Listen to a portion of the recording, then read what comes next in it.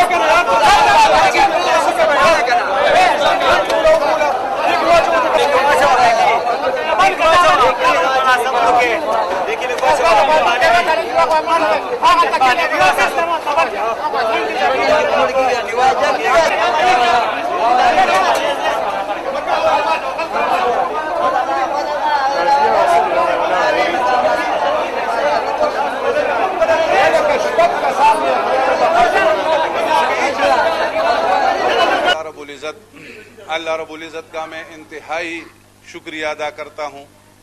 کہ اس بابرکت مہینے میں ہمیں یہ متاثرین سیلاب کے ساتھ ایک افطاری کی توفیق عنایت فرمائی،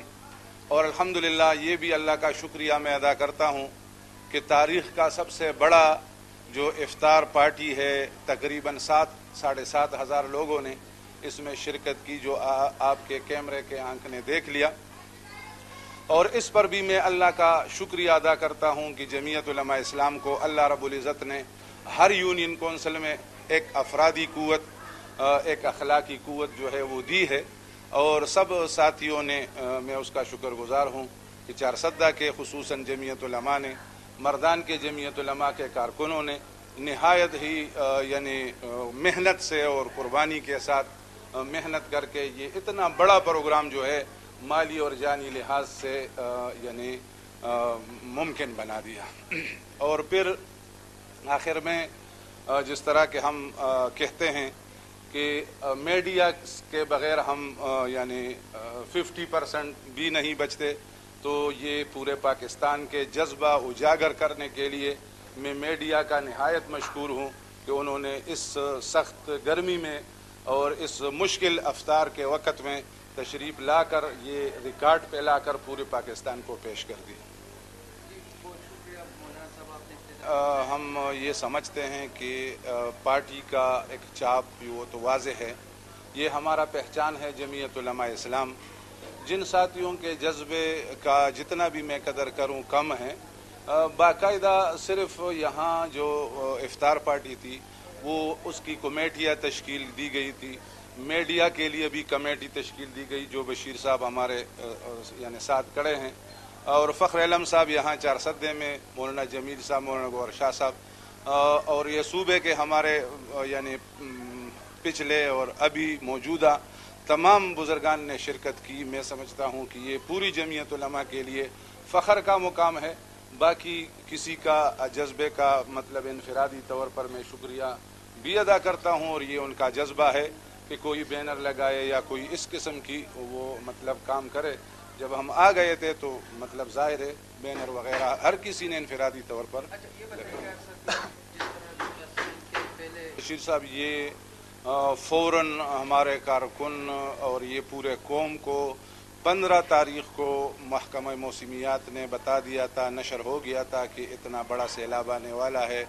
حکومت نے بھی بلکہ دوسرے دن بھی سیلاب کا ہمیں اطلاع ملی کہ 160 افراد جو ہے وہ جانیں ضائع ہو گئی ہے، اور یہ مطلب محسوس ہو رہا تھا کہ اتنا بڑا واقعہ نہیں ہے، اور جب یہ محسوس ہوا کہ یہ تو ہزاروں لوگ جو ہے وہ بہہ گئے ہیں تو ہمارے پاؤں تلے زمین جو ہے وہ کھسک گئی، اور تمام کے تمام جماعت اور یونٹیں اور ہر گاؤں بلکہ ہر محلہ، آپ کو مردان کا چونکہ مردان کے میڈیا کو پورا معلوم ہے کہ ہر محلے میں ہر کوئی، ہر امام مسجد اور مسجد کی کمیٹی تلے جو ہے بالاتر پارٹیوں سے بلکہ نچلے سطح تک یہ کام جو ہے وہ شروع تھا، اور اس وقت ہمیں یکدم ایک دھچکا لگا تھا اور ہمیں اطلاع ملی تھی کہ جی فلاں جگہ لوگ جو ہے وہ پنسے فخر علم صاحب سے ہمارا رابطہ تھا، تقریباً 4-5 دن تک ان کا زمینی راستہ جو ہے سریخ مروزے تک جو ہے وہ منقطع تھا۔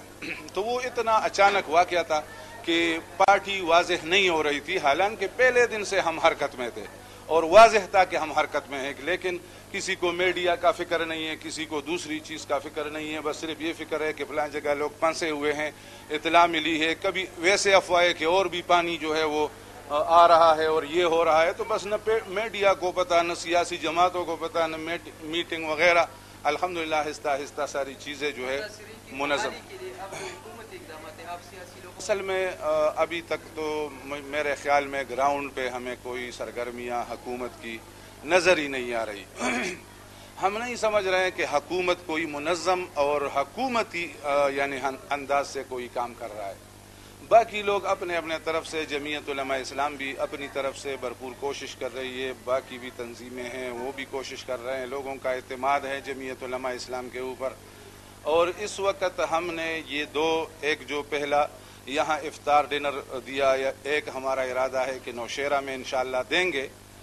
دوسری بات یہ ہے کہ ہم نے رمضان ایک پیکج کا اعلان بھی کیا ہے، میڈیا پہ بھی آ چکا ہے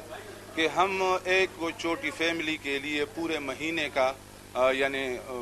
کچن جو ضروریات ہے اس کا بندوبست کرے۔ اس میں برتن بھی ہیں، دالیں وغیرہ بھی ہیں، اس کا اپیل ہم نے کی ہے، اور ہزاروں الحمدللہ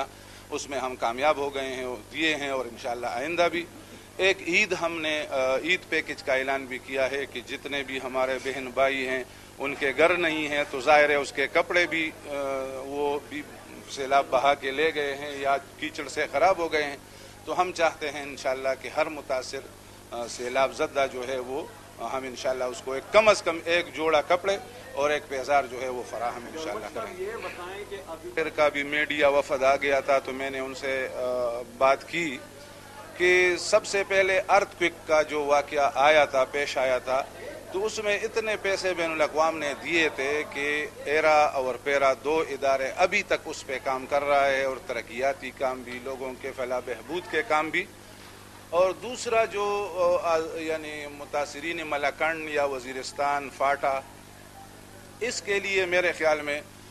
پورے بین الاقوام نے پھر وہ جذبہ جو ہے وہ اس کا مان پڑ گیا تھا. اور اب سیلاب کے لیے تو ہم سمجھتے ہیں کہ بالکل تمام دنیا، بلکہ ہمارے حکمرانوں کو یہ سوچ کا مقام ہے کہ ان کو اگر سخت وقت اس قوم کے اوپر آئیں، آسمانی آفات آئیں، ارتھ آئیں، IDPs یہاں سے وہاں تک،